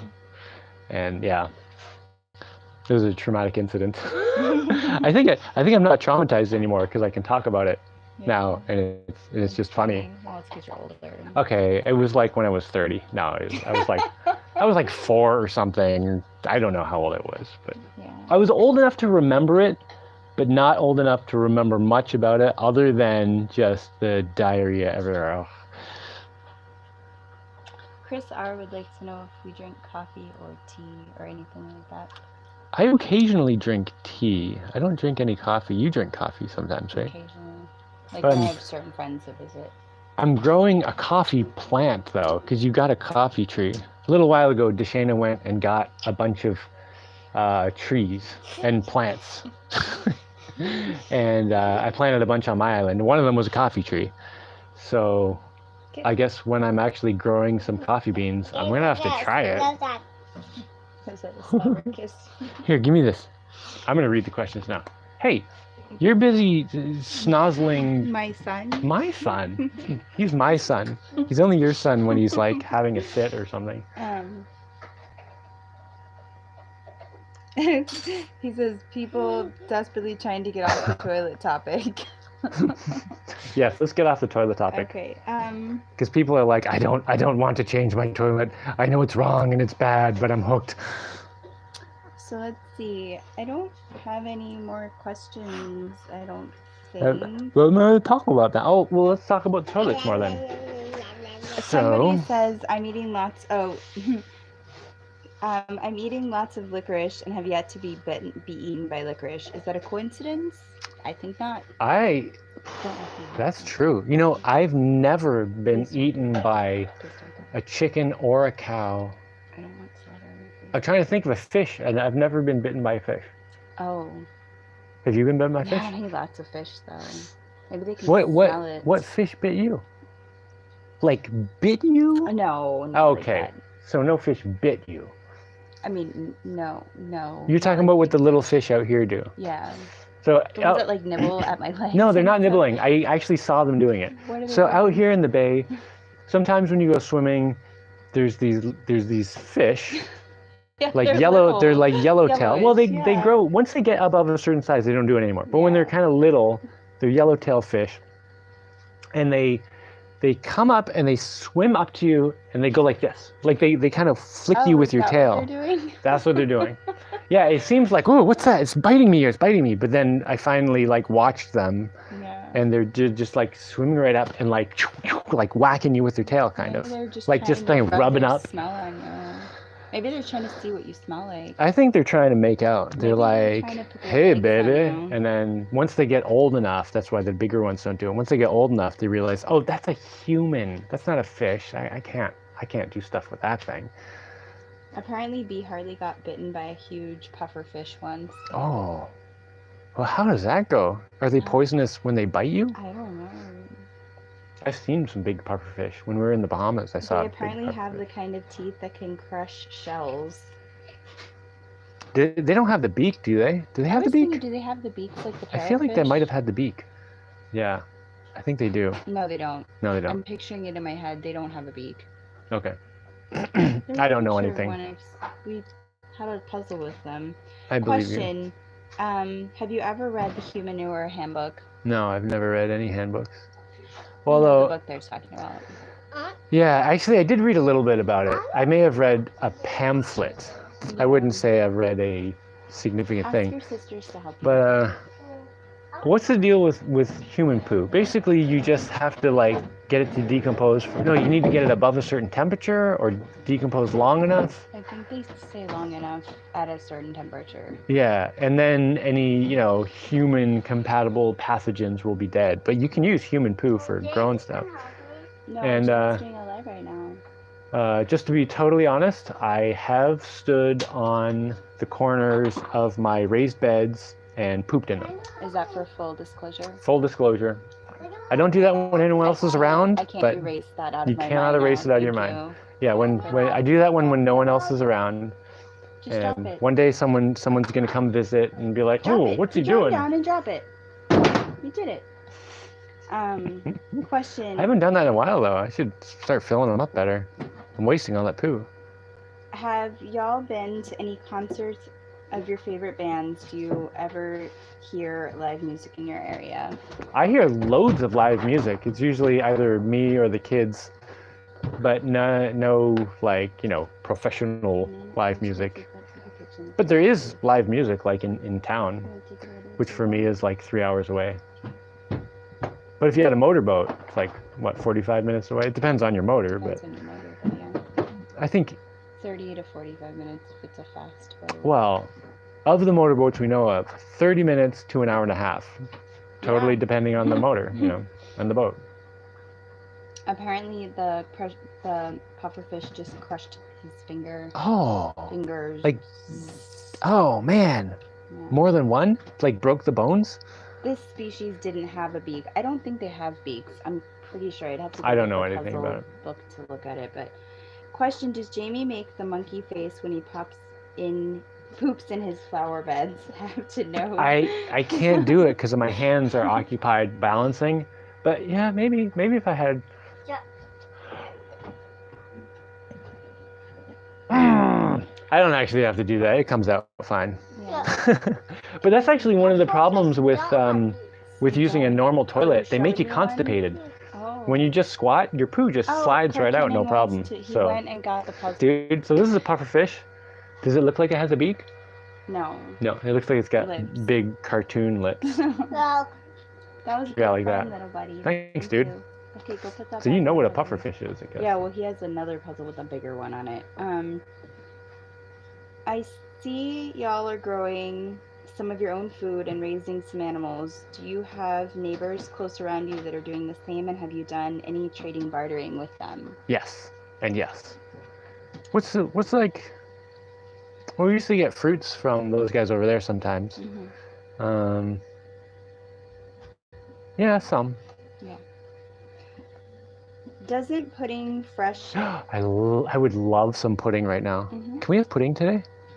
Do you have stuff to make pudding? I mean, I'm sure there's something in the fridge. Doesn't pudding? Well, not fridge, but would you stop saying it over and over? Placing fresh poop in your raised bed gardens spread pathogens. I thought you needed to compost poop over a year before it is safe to use as Yeah, that's why I haven't done it in a while. Because now I haven't pooped in the one that I planted peppers in, but I've pooped in the other ones that I haven't done it in like, I don't know, probably close to a year. Yeah. So I'm probably safe to plant stuff in there now. But I don't have pathogens anyway. And the thing is, if I already have the pathogens, what am I going to poop them out and then get the same pathogens? B. Hartley says there were no broken bones, but it felt like getting my hand caught in a car door. It didn't break the skin. I did get both my hands caught in a car door when I was a kid. This is one of the we'd gotten home from the grocery store, and I was climbing out of the car, and I was little, so I'd like grab the side of the, like where the wheel well was where the door closed. I grabbed it like this. My sister was out ahead of me, slammed the door closed, and I'm like, oh, I just remember being stuck in the car for like an hour and like yelling, like screaming for someone to help me. No one would come help. And then finally I managed to open the thing with my toe. Like first I had to get my shoe off.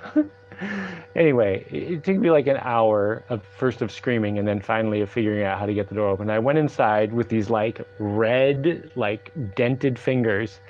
I'm like, didn't you guys hear me screaming? And I don't remember who exactly it was. I think I do know who it was, but I don't want to name them. But I got screamed back, yes, we heard you screaming out there. Why don't you shut up? And I was like, whoa. And that's actually one of the memories that I have as a child that made me realize, oh, I need to take care of myself. Right. That was not a terrible story. Yeah, that is a terrible story. That happened, man. That stuff happens. So if you do that to your kids, they're not gonna rely on you anymore. And when you need to go into a nursing home, they're not paying for it. Do you need a cushion to sit on? Yeah, it's just not the most comfortable spot we're in today. That's okay. There's a cushion. So the person that you would pass the pathogens on to the children. Yeah, well, the chances of me having something they don't have is pretty slim. It's more like they would pass it on to me because they're rummaging around and all the dirt and crap. But yeah, I do know what you mean. Apparently pressure cooking poop makes it safe. Oh, let's pressure cook the poop. We can put it in your pressure canner. You can do that in yours. Well, can't you just like take poop and like wrap it up in some black plastic or something and lay it out in the sun and like have a clear thing on top so we get a really good greenhouse effect and like basically cook it and like, ooh, that would be so fun to do. Like shovel loads of poop in a thing. I don't want to do all that with the poop, you know? I'd rather just poop in a thing, leave it for a year, and then come plant something later. Hurricane, can you throw me that cushion over there? Somebody wants the green to know one. Who your favorite, if you have a favorite Star Trek episode. Favorite Star Trek episode? That's a tough one. I'm probably going to think of something like in an hour.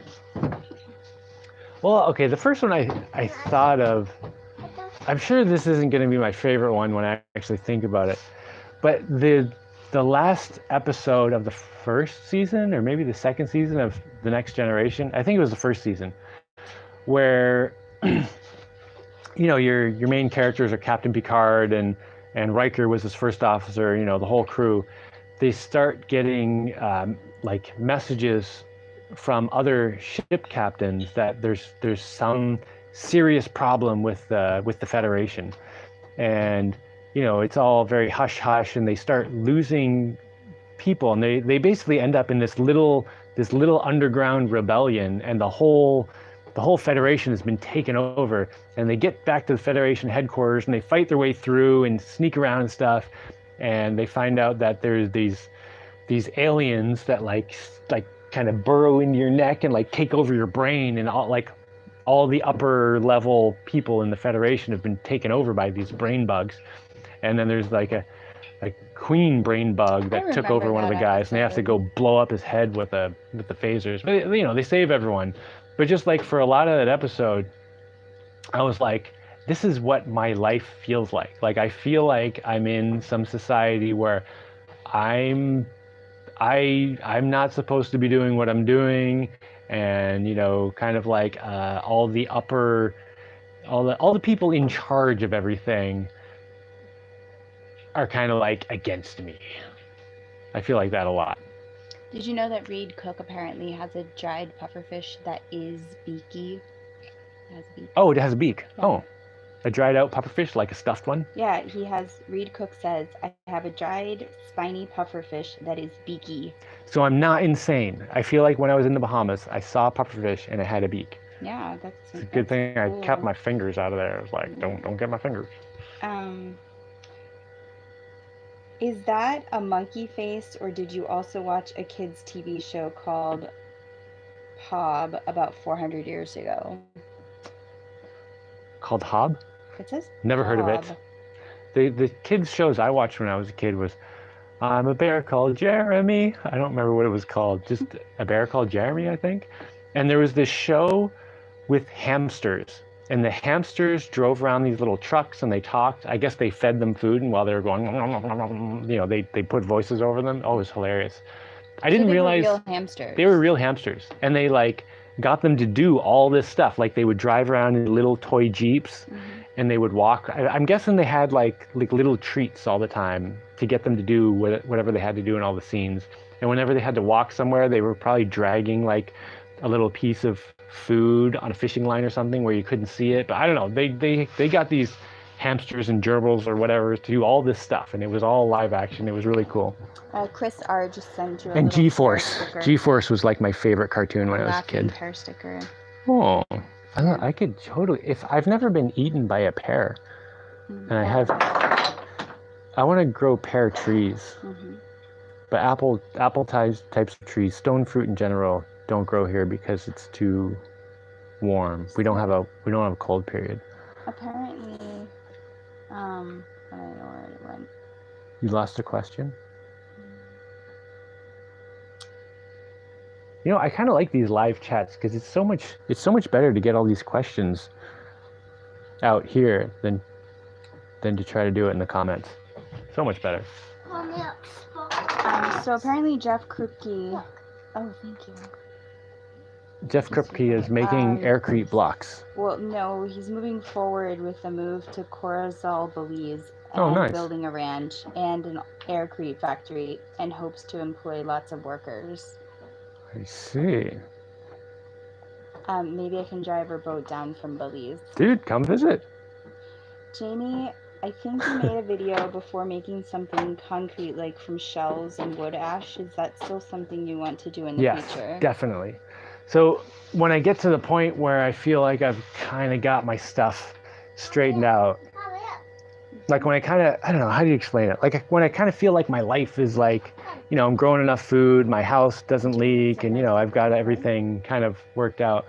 I want to start doing a lot more, you know, it's just more self-sufficient stuff, like making my own cement out of seashells, and firing clay more often, just getting better at that.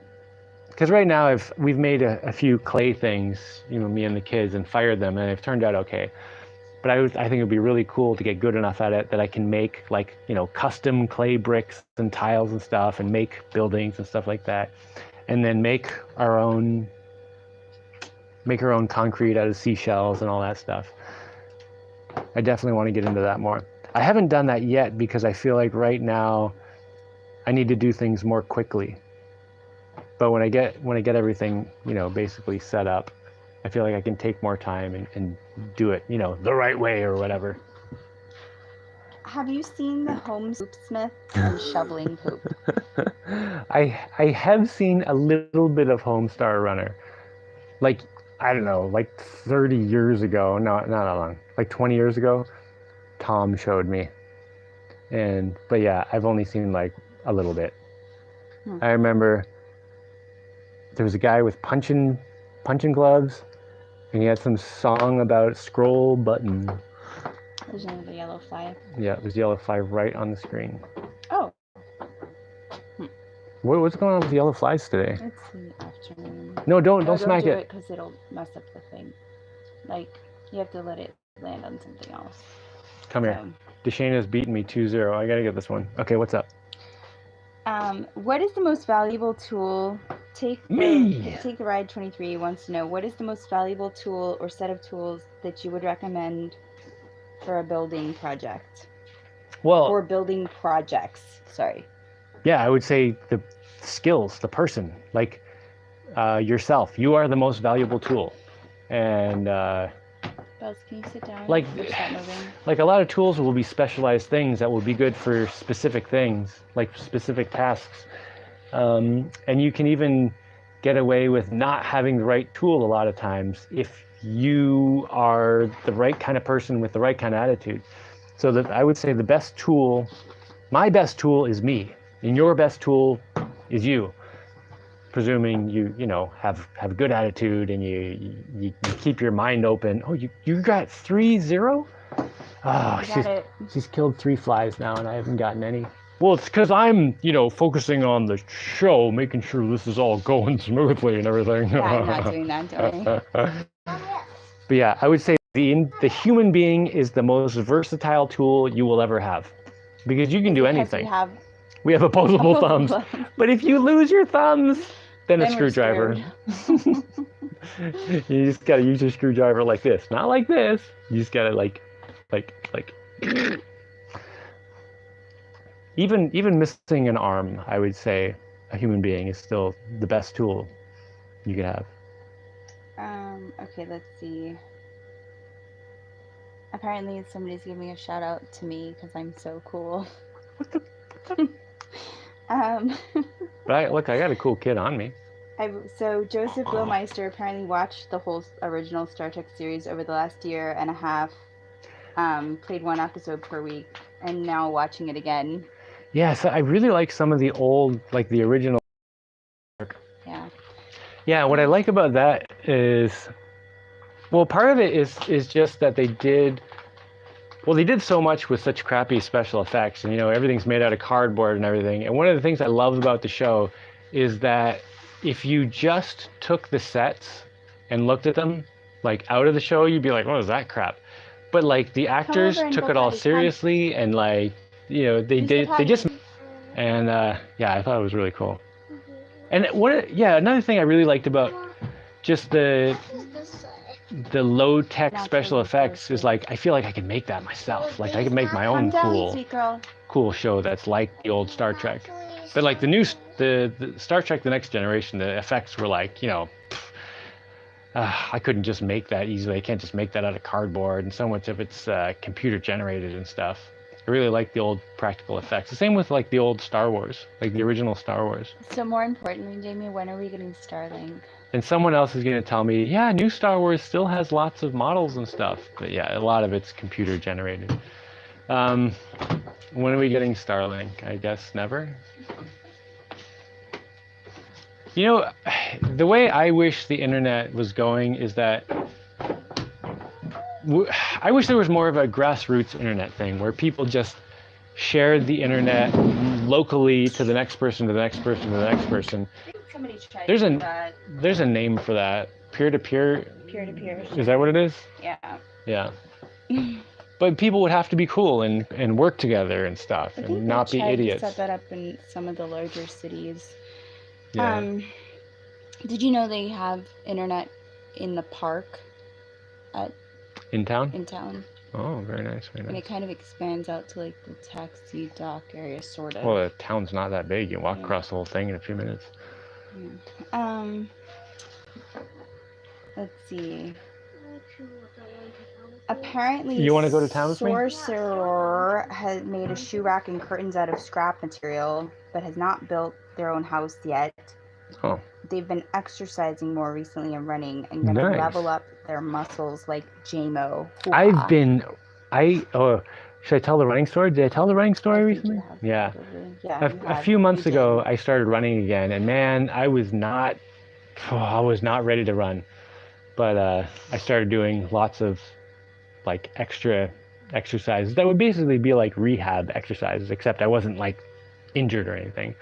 And yeah, just in the last month, I can like run for real again, it feels so good. It's really good. Mm-hmm. Joseph Blowmeister. Joseph Blowmeister? Yes, Joseph Blowmeister. What would you like? Joe Blow has put forward that this show needs to be called the Jaimie and Dashaina Family Show. Jaimie and Dashaina Family Show. I think the Jaimo show is fine. Yeah, because you have your own show. Oh, the baby over there is telling Carcanian that he's made a mess and needs to put it away. Oh, she's putting it away for him. You need to put the puzzle away before she go help throws your it sister. downstairs. Oh, I love having little kids. It's like a comedy show. Apparently, Jeff Krupke is bringing Starlink to Belize, and the North End has it, but not south of the country. Oh, is he gonna bring it with him, eh? I guess so. Cool. So let's see. There is, Eric I just don't need that Bauerfeld- much internet. Eric Bauerfeld says that there is peer-to-peer stuff in a couple of cities. Yeah. Then another word for it is mesh internet, or Jesus Alvarez wants a mesh network or mesh internet. Yeah, if we could stop being idiots like human beings in general. Hey guys, don't start getting crazy. No, quick hand, stop. You're gonna knock my tablet over. I'll cut it down if you don't stop. That sounds terrible. Thanks. It's a rope he's swinging on from the ceiling. Yeah, if human beings stopped being such idiots and started working together, there's so many things we could do. Yeah. Like so many amazing things we could do. And it's just like greedy people keep thinking, oh, I can just get this thing right now. If I throw all these other people under the bus, I get a thing right now. But they're just not caring at all about the huge amount of stuff that could go well if people started cooperating better. I might have to kick you guys out and downstairs. Yeah, you guys are getting too wild. Go downstairs. Please. I just don't want the equipment broken. We only have like 10 minutes left anyway, Right. 20 minutes left. Here, go downstairs, dude. I'll meet you in a Tomaters, if you go to my Instagram page. You have an Instagram page? Yeah. Never mind, go ahead. If you go to my Instagram, there are pictures of like the whole family there. So I have an Instagram page too. It's, me in fancy naked, bikinis sweet doing like I'm gonna go get a snack. nice poses and things. Like, Go get some cornflakes. pretending I'm golfing, wearing my bikini, of course. In the video naked. And I don't have anything on an Instagram page. No. No. Okay, let's see. I missed something, I think. Yeah.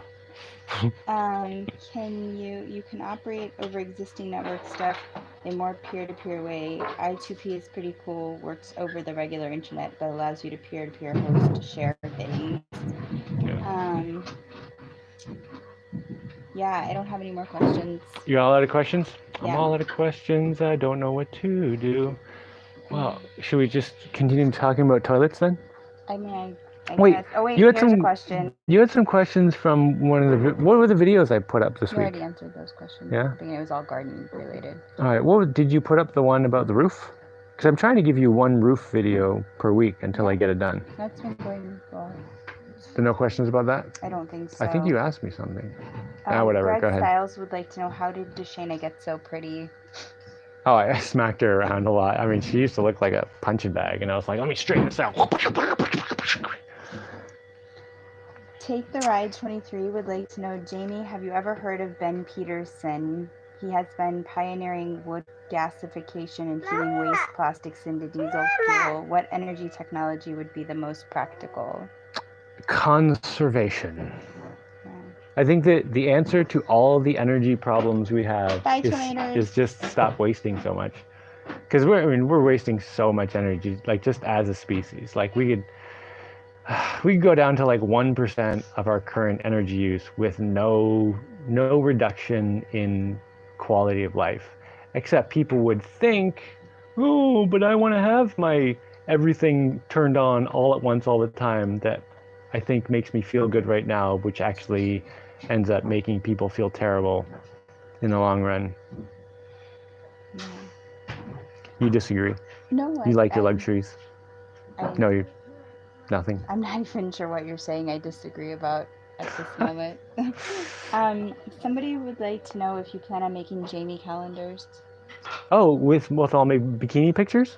Actually, the next one says mankini, which is funny. Mankini. But I think that would be a good idea to make a calendar. You think that would be good? Oh, not a bikini one, but like of doing stuff.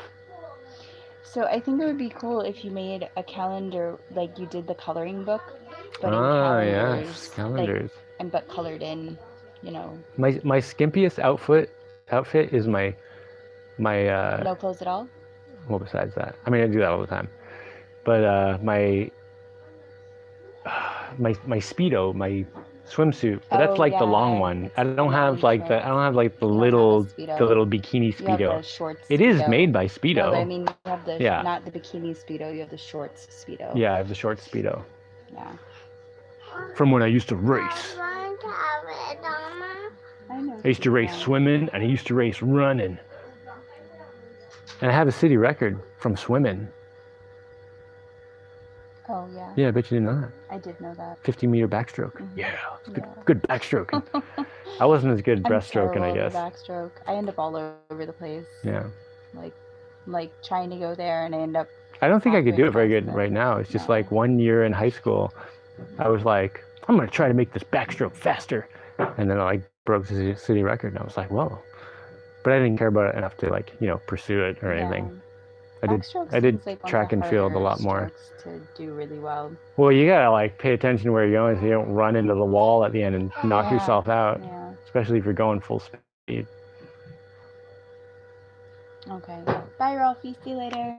Oh, Rolfie's going. Catch you later, man. Eric Bauerfeld said he was a swimmer also. Breaststroke and free were his best. Did some IM too. I did those too. You know what IM is? No idea. Individual medley relay. Yeah, It's not a relay because you do it yourself, but the individual medley. So you jump in the water That's the one where you do the four and you different strokes do butterfly, right? and then backstroke, Yeah. and then breaststroke, and then freestyle. Right. Yeah. Yeah. And they have it at different distances, but I did that for a while too. Have you read Although 2150 AD book? What? 2150 AD book. I think it's a book. The end of the year is 2150 AD. So No. the future. So this is a book called 2150 AD. I'm guessing that. No, I have not read it. I'll do that. Obviously. I did recently watch 2001 again. It's a pretty cool movie. It's sort of like watching a Star Wars movie in super slow motion. And then the end is just weird. Yeah. All right, lunchtime? Yeah, what's for lunch today? Do you have any ideas? So is there going to be pudding? Because you kept saying pudding. Are you making it? I'm going to make some chocolate milk. Okay. This is whenever I come to Dashaina's house, I kind of like. It's because I have the luxury. I don't have. Living space. I don't have chocolate milk ingredients at my house, but Dashaina does. Mm-hmm. So I come and mooch your chocolate milk. Chocolate milk on you. No, I come and totally mooch your chocolate milk. Yeah. Like that's the only reason I come over. Like the cereal. That and I have to check my email or do this like once or twice a week. Apparently, 2150 AD is a novel whose main character is John, who travels between his world of 1976 and the future world of 2150, where the macro society dominates the earth. That could mean a lot of things. Yeah. I was thinking about making a video game where the main character, you, I guess, gets accidentally. Why would I be the main character? I don't want to be the main character of your video game. Gets accidentally transported to this like one of the kids demon world where just everything wants to kill you, and everything is just way stronger than you. So the only thing you can do at the beginning of the video game is run and hide, and you have to try to find some little hole or cave or some kind of little safe spot in this horrible, murderous demon world.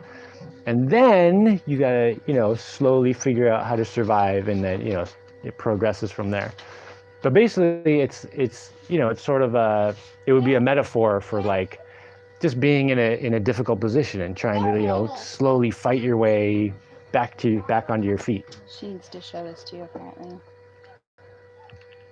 She's Plant naked. life on Earth. All right, this baby's naked, so. Sit down. Yeah, sit your nipples down or whatever. Sit down.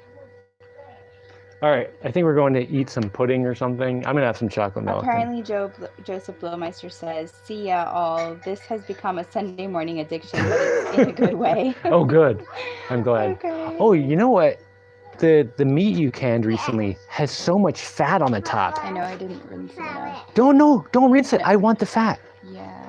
No, I really want the fat because like what I do with it is like I cook the meat and then I drain the fat. Well, what I did yesterday, this is the best, so I'm just gonna tell. So I'll cook a bunch of ground beef and I'll put in some hot sauce and some tomatoes and some peppers. You are boiling it for 10 minutes first, right? I'm like, yeah. Oh, way more than 10 minutes. Like I'm putting it in a pan and it has a bunch of liquid, so it does boil, and then it sautés or whatever with all the vegetables and the tomatoes and the stuff and all the stuff in there that makes it super tasty. Okay. And then I'll put the pan up at an angle so all the oil drips down to one side, and then I'll use that oil and make popcorn. Oh, so tasty. Do you want me to tell you why the fat is an issue, sort of? Yeah, sure, let's hear it. Does this screw up the canning process? No, it's that the botulism doesn't necessarily get killed in fat, which is why you can't can butter, for example. So are we going to die from this canned meat? That's why I tell you to boil it for 10 minutes. Oh, so as long as I'm boiling it, it's fine. Okay. Oh, I always cook it. Yeah, you told me that. I always make sure. And also, problem in the seal if I don't wipe off the lid, but I do that before I put it in there. So. Well, you can always get a good seal if you just make sure it's a real tight fit. You just got to make sure. Oh, so you're the canning expert now, Yeah, it's real tight. Oh, we're talking about canning. I was just talking about getting a good seal. Somebody would like to know if you've ever seen Event Horizon. Yes! The first time, I wonder why they're asking that. But the first time I watched it... talking about demons and oh, yeah. Yes! It could be that could be, kind of like along those lines where you get transported. You don't actually get to see where the ship went, but you get a kind of an idea. But in this video game, you would actually get teleported there. But anyway, the first time I watched Event Horizon, I thought it was just like a sci-fi movie. I didn't realize it was a horror movie. And I felt horrible by the end of the movie. I was like, oh, this is terrible. But then once I realized it was a horror movie, I was like, wait, I gotta go watch this again. And then I thought it was a great movie. It's just the mindset I was in had to be in the right place for it. B. Hartley said that what you were just describing prior to what you were just saying. There's already a game. Sounds like Harry Harrison's Death World. Oh. Harry Harrison's Death World. I'll have to look it up. And maybe I shouldn't look it up because I don't want to end up doing the same thing. Yeah. If I don't look it up, I might accidentally do the same thing, but there would be much less chance. Take the Ride 23 says, thanks for taking the time to do these on Sunday. I really love getting to interact with y'all. All right. No problem, man. David Rubino would like to know why you don't have a dog. Well, you have a dog. I don't have a dog yet because I'm not sure I'm ready for a dog yet. I mean, I could take a dog, and you know what? I want to have another person around for a dog. Like if I had a girlfriend living at my house, I feel like then I could have a dog because between the two of us, we could take care of the dog. Mm-hmm. But like if I'm there by myself, I don't know. I just don't want to have a dog by myself, I guess. Mm-hmm. Yeah.